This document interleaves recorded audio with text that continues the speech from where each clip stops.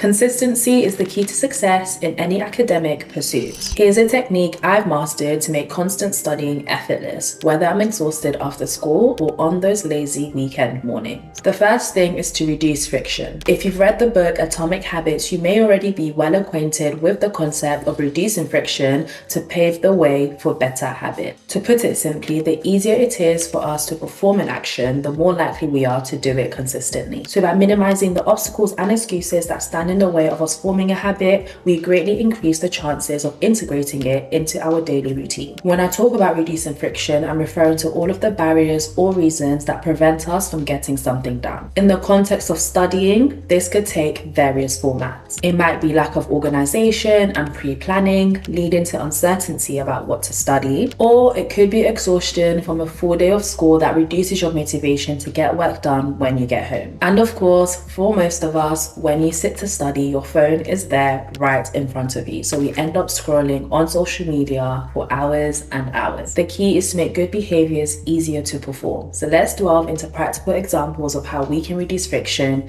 in our study lives. First and foremost is to plan your week before it even begins. I completely swear by this one thing, and it's been one of the things that has allowed me to be so diligent in my studying for the past 4 years of medical school. Having a well thought out plan of the week ahead, detailing when and where you will be studying, is a game changer for your organization and time management. This is because by having an overview of your entire week, you get to work around your other commitments, like attending school 9 to 5, or if you have a job on the weekends, or downtime or social time as well. Without a plan in place detailing exactly when or where you'll be studying alongside all of your other busy commitments, you will end up defaulting to the task that is most convenient to do at the time. This often results in prioritizing tasks randomly rather than basing it off of the importance of your study schedule and upcoming deadlines as well. Additionally, another tip, if you struggle to discipline yourself near your phone, guys, it's not rocket science. You need to get your phone out of the vicinity. If you're studying at home, go put your phone in a nearby desk. If you're studying with friends, what me and Hazal normally do is that we swap phones. She keeps my phone on her, I keep her phone,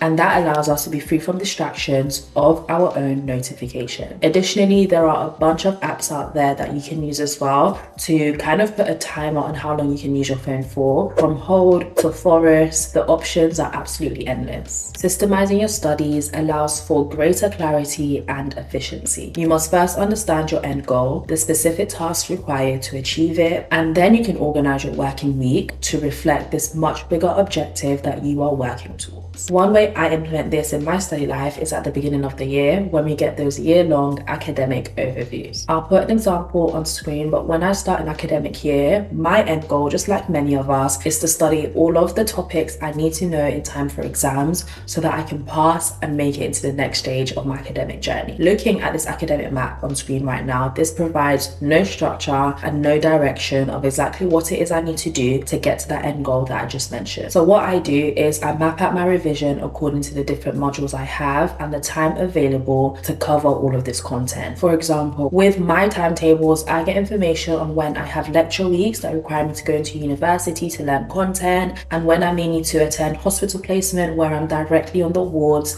to learn information for my medical degree. Alongside this, I have around 4,000 practice questions that I need to do as well to cover key concepts in time for exams, which initially seems very overwhelming, as I'm sure many of our students can relate. But if I break this up, I can actually systemize the process to make the revision more digestible for myself throughout the academic year. By dedicating a set amount of practice questions to each block of my timetable, it means that when I get home from a busy 9 to 5 at hospital placement, I know the exact quantity of flashcards I need to do and when I need to get it done by. If I continue this consistent behavior of completing a certain quantity of flashcards every week or every day, by the time it comes to exam season, I would have finished all of the work I need to do and gathered as much knowledge as possible for my exam. So by systemizing the process and splitting the workload to different modules of the year, it makes it more likely that I will tackle that task head on. The next thing is to acknowledge consequences. Acknowledging all of the things that could go wrong if I don't study consistently and I straight up refuse to do revision is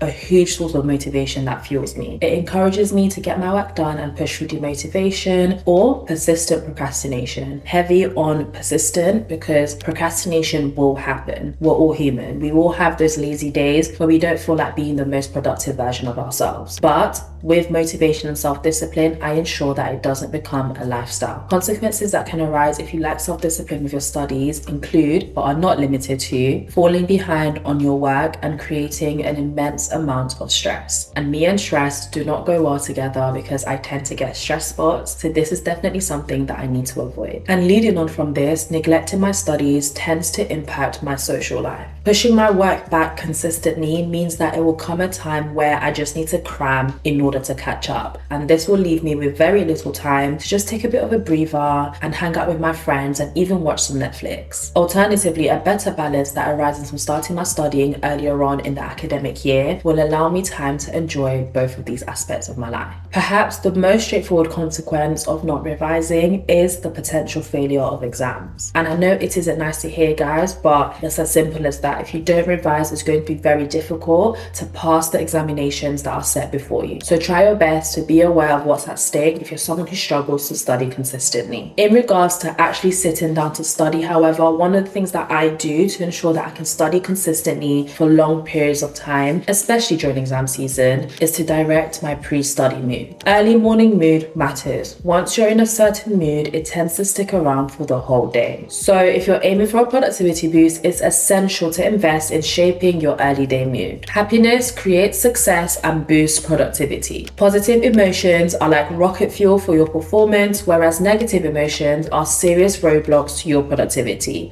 And I'm sure we've all experienced it before. When we were in an amazing mood, we were just able to get our work done much more efficiently versus starting the day in a more groggy, tired feeling where you perhaps couldn't consume as much information. But how do you achieve this elevated state of mind, especially when you aren't looking forward to sitting down and studying for hours? For me, it's all about adding that aesthetic touch. Whether it's discovering new study spots that excite me or switching things up by studying with a group of people instead. It might even be grabbing a coffee to fit that aesthetic student vibe or playing lo-fi girl as I start off my revision. So have a think about what you could add to your routine. But these are the practical methods that I use to ensure that I put myself in the right mindset before a productive study day. So try to have a think about what methods you could use to try and implement this into your study routine as well. Another thing that makes the process of sitting down to study for a longer period of time easier is sleep. Whether it's regular naps or having 7 hours of sleep, having enough rest is an absolute game changer when it comes to productivity. As someone who juggles numerous commitments alongside my intense medical degree, trust me when I say that being well rested is key in ensuring that you can tackle intensive study sessions. But why does sleep matter? There are numerous health benefits linked to getting sufficient rest, from enhancing your memory to sharpening your focus, boosting your mood, elevating your overall well-being, and also reducing irritability. These are all factors that increase your capacity to be more productive. But it doesn't just stop there. Sleep also plays a vital role in processing memories and thoughts accumulated throughout your day by integrating them into your neural networks. In essence, it helps your brain operate at its optimal level. Being sleep deprived seriously dampens your efficiency, so try your best to be disciplined in this area of your life. And if it's something you struggle with, you're not really someone who naps, just remember that practice makes perfect. And if you try your best to get into the habit, it is something that you'll get used to, and it is something that should benefit your productivity in the long run. If you're constantly looking for different productivity methods, be sure to check out this video on 4 ways that AI can help you ace your exams. Give a huge like and thumbs up if you enjoyed today's video, and I'll be sure to see you for a future video next time. Bye!